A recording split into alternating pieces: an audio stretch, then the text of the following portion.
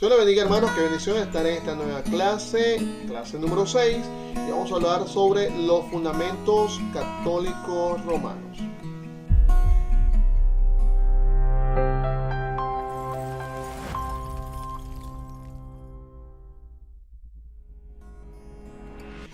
Para el año 325, cuando se reunió el primer concilio católico universal, que es lo que significa la palabra católico, el cristianismo había asumido varias características que claramente no eran escriturales y podían llamarse católicas como tal. Estas incluían la idea de una iglesia universal visible compuesta de los obispos, la creencia de que los sacramentos, como ahora serían llamados, llevaban con ellos una clase mágica de gracia transformadora, el empleo de un sacerdocio especial que es el clero, que solo por la ordenación estaría preparado para administrar estos sacramentos, y el reconocimiento de los obispos como oficiales gobernantes, ya ahora un gobierno episcopal. Todas estas características pueden verse en la actualidad en los grupos cristianos que se llaman a sí mismos católicos: católico romano, católico griego y católico anglicano. Después del año 325 vinieron los fundamentos de un nuevo avance en el desarrollo jerárquico. La oligarquía, el gobierno de muchos obispos, empezó a cambiarse en monarquía, el gobierno de un obispo. Y el obispo de Roma, porque habían varios obispos importantes, pero finalmente el obispo de Roma terminó imponiéndose a los otros. Esto significa que los obispos romanos no estaban entre los obispos sobresalientes de todo el cristianismo ante el año 325, porque ya para el año 58 el apóstol Pablo había elogiado a la iglesia de Roma por su excelente reputación por todo el mundo. Los escritos no canónicos hablan de la influencia del grande, poderoso y generoso cuerpo de los cristianos en Roma. La iglesia se había beneficiado con el ilustre nombre y la historia de la ciudad en la que estaba situada, porque Roma había sido ya el centro del mundo por varios siglos. Bueno, el Imperio Romano.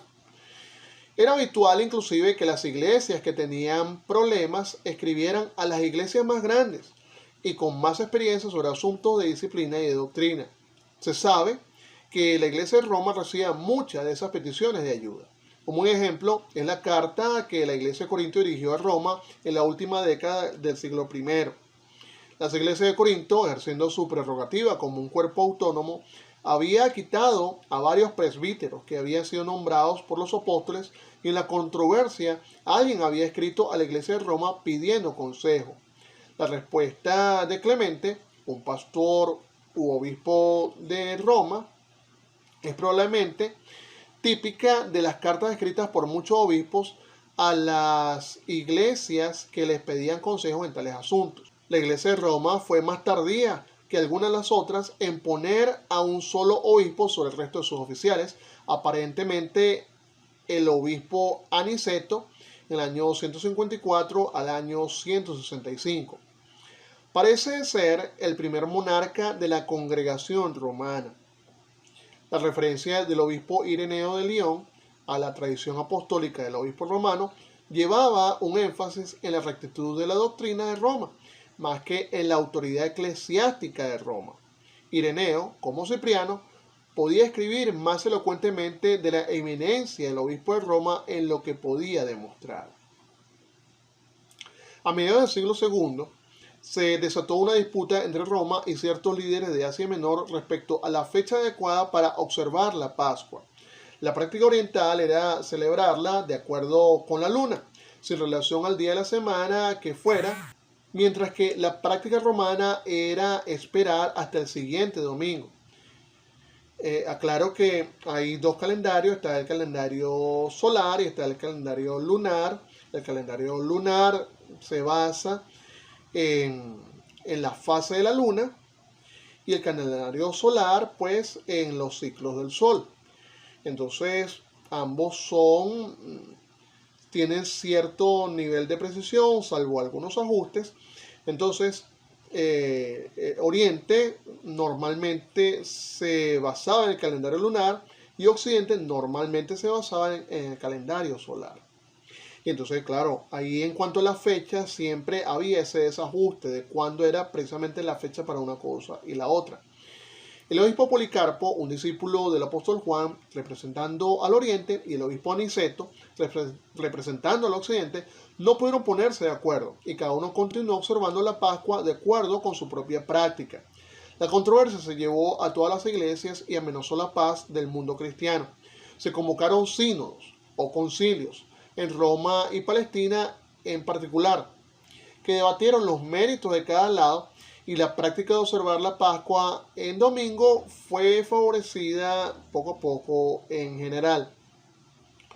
Cuando el obispo de Éfeso y muchas iglesias de Asia Menor se negaron a cambiar su antigua práctica, sea con sínodo o sin él, el obispo Víctor de Roma en el 189 al 198 los declaró excomulgados. Muy pronto Ireneo censuró a Víctor por su acción, levantando la duda en cuanto a lo que Ireneo realmente creía en cuanto a la ortodoxia y autoridad del obispo romano. Tertuliano, el presbítero cartaginés que había sido llamado el padre de la teología católica romana, no simpatizaba con las pretensiones del obispo romano y en el año 207 rompió con él y se unió al movimiento montanista. Su discípulo Cipriano también podía escribir elocuentemente acerca del lugar único del obispo de Roma, pero alrededor del año 250 le dijo vigorosamente al obispo que dejara de entrometerse fuera de la diócesis de Roma. La única superioridad que él le permitía al obispo romano era de dignidad. O sea, la dignidad te lo paso, le decía. Es significativo que los donatistas del siglo IV dirigieran su apelación a un concilio y que después al emperador, pero no al obispo romano.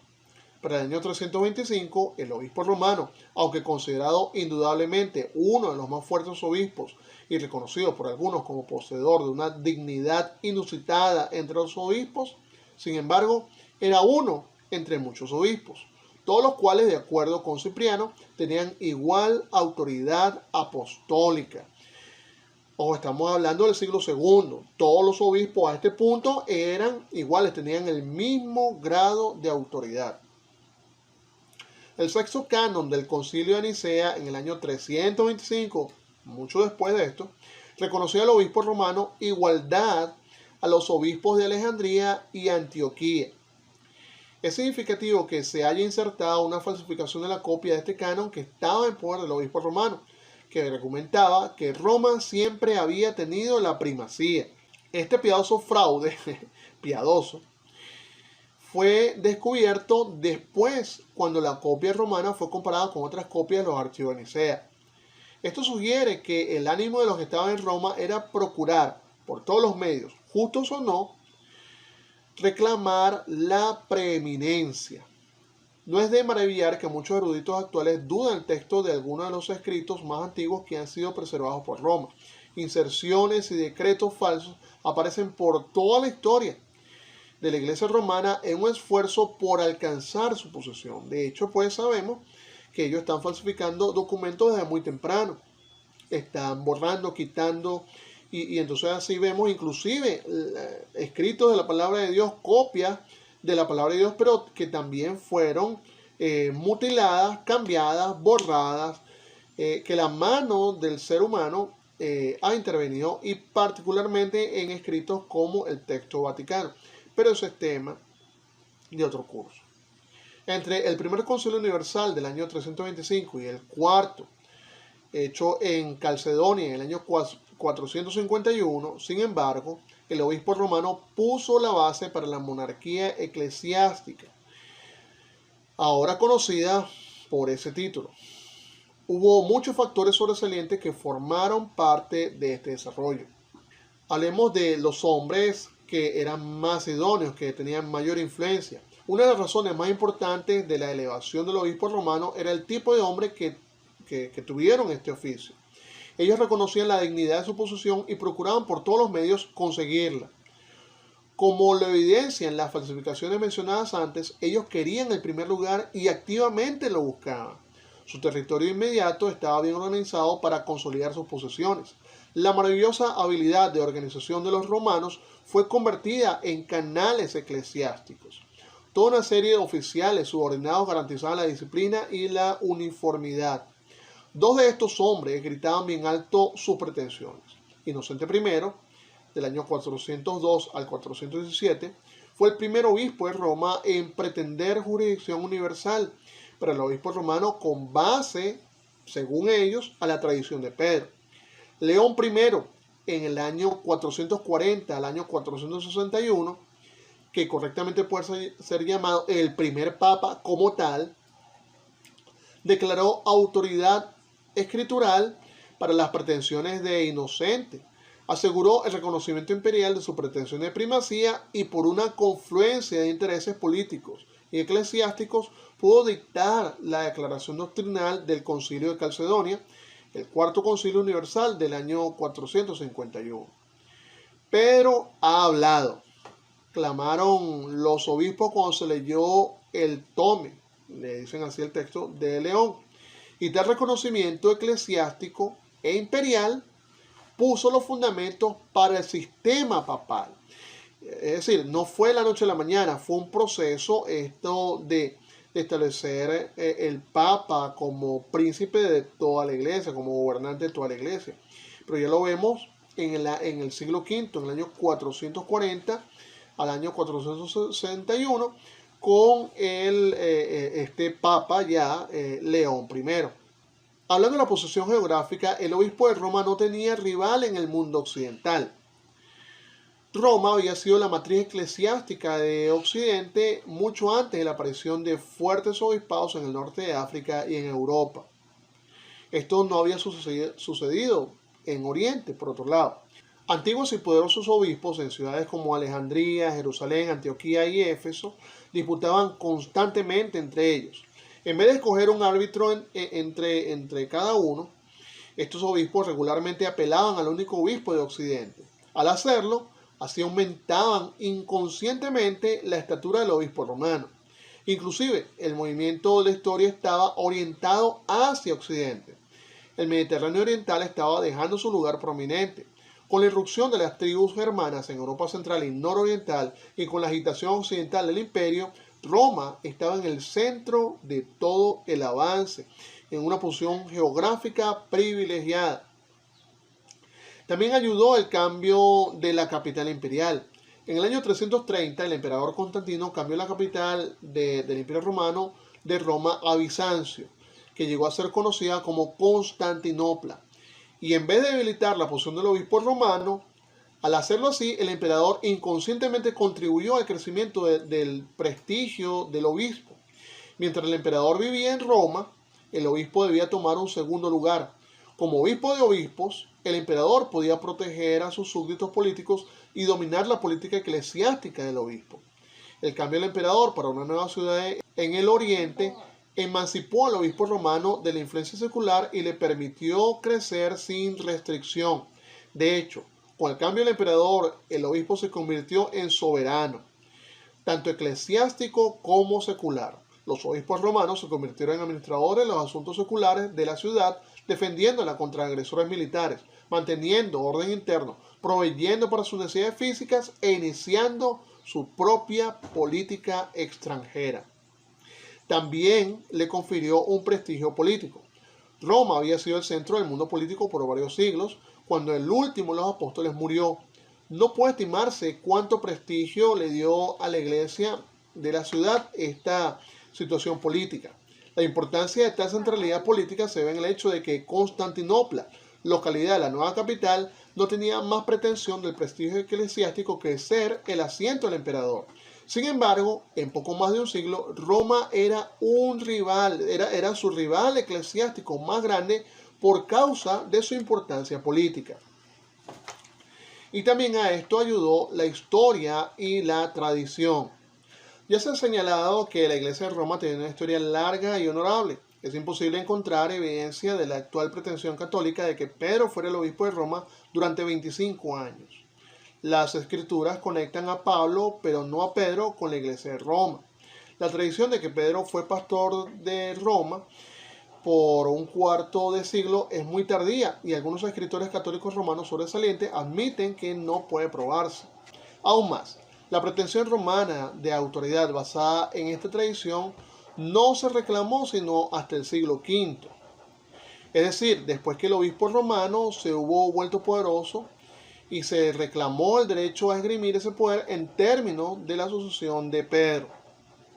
El obispo León I, como ya hemos dicho, 440 al 461, le dio base escritural a toda esta teoría. Él pretendía que Pedro había sido el primer obispo de Roma e interpretaba 3 pasajes bíblicos para probar que Pedro había recibido la autoridad para regir todo el cristianismo. El primer pasaje se encuentra en Mateo 16, del 18 al 19, y este era interpretado para significar que Cristo edificaría su iglesia sobre Pedro personalmente y que Pedro había recibido autoridad para atar y desatar las almas de una monarquía espiritual.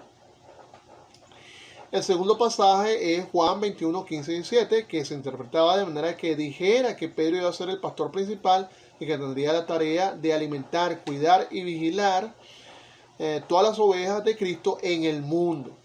Y el tercer pasaje es Lucas 22, 31 y 32, que era explicado para que significara que Pedro, después de haber sido restaurado por Cristo de sus errores, llegaría a ser el maestro principal de la cristiandad. La teoría argumentaba que Pedro esgrimía esta autoridad sobre los otros apóstoles, que él había pasado esta misma autoridad a su sucesor del oficio de obispo de Roma y que otros obispos, como otros apóstoles, estaban sujetos a la autoridad del obispo romano. Ninguno de estos pasajes, por supuesto, aclaro, se explican de esa forma. Sabiduría doctrinal.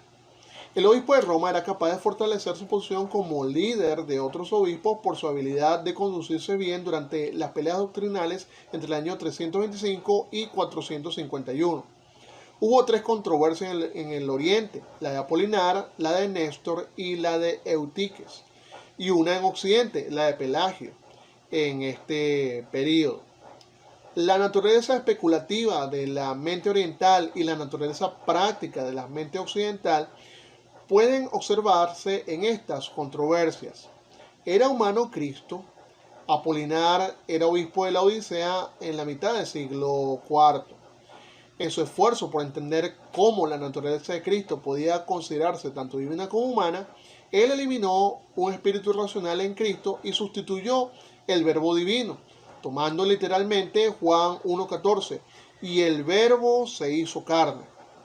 Esto protegía la deidad de Cristo, pero eliminaba su verdadera humanidad.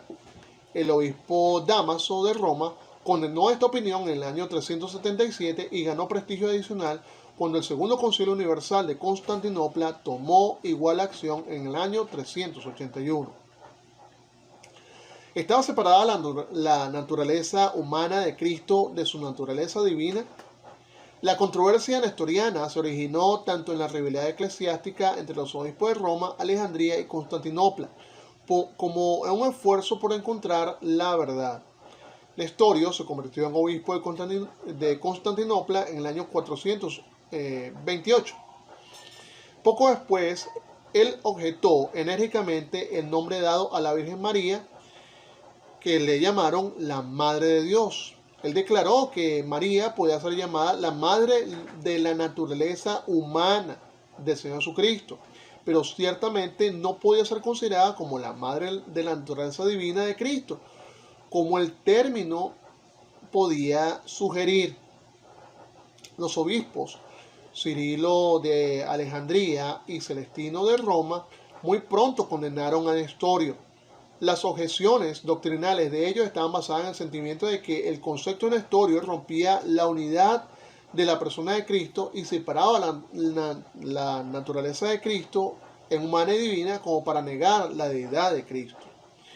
Por la fuerza física y política, el obispo Cirilo gobernó el Tercer Concilio Universal en Éfeso en el año 431, que declaró a Nestorio culpable de herejía y lo destituyó. O sea, era un hereje por decir que María no es la madre de Dios.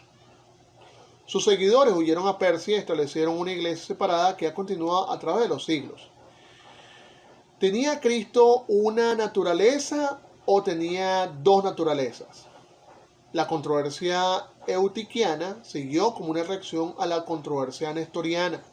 Eutiques, un celoso monje cercano a Constantinopla, conmovido profundamente por la diferencia entre el obispo Cirilo de Alejandría y los nestorianos, tomó la posición de que después de la encarnación de Cristo tenía solo una naturaleza y esta era la divina. El obispo León I de Roma se unió con el obispo Flaviano de Constantinopla para condenar a Eutiques. En una larga carta a Flaviano, León insistió en las dos naturalezas de Cristo. En el año 449, el obispo Dioscoro, que había sucedido a Cirilo en Alejandría, hizo que se reuniera un sínodo en Éfeso, en el cual, por la amenaza y la violencia, la teoría de Eutiques fue aprobada. León de Roma llamó a este el sínodo ladrón y se negó a aceptar sus fallos. Pero como el emperador Teodosio apoyaba a Eutiques, el obispo romano fue incapaz de actuar. En el año 450, sin embargo, Teodosio murió y su hermana favoreció el concepto romano. Con la aprobación de ella se convocó otro concilio, reconocido como el Cuarto Concilio Universal, y se reunió en Calcedonia en el año 451. Durante la reunión se leyó la carta de León a Flaviano y los clérigos reunidos gritaron: Dios ha hablado por medio de Pedro, el pescador ha hablado. En la definición doctrinal de la naturaleza de Cristo se siguió el criterio de León. La naturaleza de Cristo, dijo el concilio, era la misma de Dios en cuanto a deidad y la misma del hombre en cuanto a humanidad. Cristo es una persona en dos naturalezas unidas, sin confusión, sin cambio, sin división, sin separación.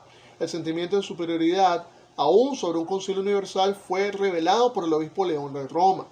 En deferencia al poder político de Constantinopla, el obispo de esa ciudad, aunque sin tradición apostólica, había sido reconocido como patriarca por el concilio del año 381 en Constantinopla, y el concilio de Calcedonia del año 451 declaró en su canon 28 que el obispo de Constantinopla tenía autoridad igual a la del obispo de Roma. León se negó a aceptar esta decisión del concilio ecuménico, declarando que él no reconocería al obispo de Constantinopla como su igual. Él prefería gobernar solo. ¿Cómo se salva el hombre? Fue otra de las contiendas que se suscitaron en ese entonces. La única controversia occidental de este periodo se centró en un asunto práctico que influyó mucho en la maquinaria de la iglesia. El mundo occidental no discutía sobre asuntos especulativos, pero cuando llegaba a asuntos prácticos que afectaban su programa, pronta y eficientemente lo trataba. ¿Podía el hombre salvarse sin una revelación especial de la Biblia y a través de Cristo, y requiere ello una gracia especial obrando sobre el alma en la regeneración para obtener la salvación? La controversia que levantó estas preguntas empezó cuando Pelagio, un monje británico, con su discípulo Celestino, huyó de Bretaña a Italia y después al norte de África alrededor del año 411. Sus enseñanzas rápidamente entraron en conflicto con las creencias y prácticas de la iglesia en el norte de África, porque Pelagio enseñaba que no era necesario que los niños fueran bautizados, puesto que ellos no tenían pecado original que les fuera lavado. Tan directa negación de uno de los credos importantes de la Iglesia Católica pronto trajo altercados. El grupo pelagiano decía que cada hombre podía escoger pecar o ser justo. Ellos consideraban que todo el ambiente del hombre es revelación de Dios, incluyendo la creación, los amigos, las circunstancias, e insistían que no era necesaria una gracia regenerada especial para la salvación. Era muy posible salvarse sin las Escrituras y sin la revelación de Cristo, aunque no debía restarle importancia a estos, puesto que proveen inspiración y dirección. No hay tal cosa como pecado original, ellos decían, porque Dios creó a cada alma al momento de nacer y la dotó de pureza y libertad. Después que el niño es capaz de hacer sus propias decisiones, Dios espera que use su ambiente, sus amigos, su educación y su intelecto para escoger la justicia. y el niño es capaz de hacerlo. Por causa de estos conceptos, Celestino fue excluido de la iglesia de Cartago en el año 412 y huyó a Palestina a unirse a Pelagio. Aquí ocurrió en el año 415 un interesante incidente que ilustra la actitud general de los obispos orientales hacia el obispo romano. El obispo Juan de Jerusalén y sus presbíteros se reunieron a escuchar los cargos contra Pelagio. Después que se presentó la evidencia, Juan decidió que, puesto que Pelagio era de Occidente, le tocaba estar bajo la autoridad del obispo de Roma. Es decir, que toda la cristiandad latina se consideraba que estaba bajo el poder del obispo romano. Los obispos romanos intermitentemente tomaban ambos lados de la controversia. En el año 416, el obispo Inocente condenó el movimiento. Después de su muerte en ese año, el obispo Zósimo aprobó públicamente las enseñanzas de Pelagio y Celestino. El año siguiente, no aceptando la idea de que el obispo romano fuera infalible, los obispos del norte de África condenaron el movimiento pelagiano. Hasta el emperador romano Honorio, en Constantinopla, dirigió un edicto condenando al obispo romano y a los que sostuvieran su herejía. Finalmente, el obispo Zósimo de Roma cambió su posición y aprobó el punto de vista africano y ordenó a todos los obispos de Occidente que cambiaran de doctrina al mismo tiempo. Muchos eminentes obispos se negaron a condenar enteramente los conceptos de Pelagio. En el Concilio Universal de Éfeso, en el año 431, el concepto pelagiano fue oficialmente condenado junto con los nestorianos, de quienes los pelagianos habían sido amigos. Muchos obispos mantuvieron una posición semipelagiana, poniendo énfasis en las buenas obras del hombre y en la iniciativa de la salvación.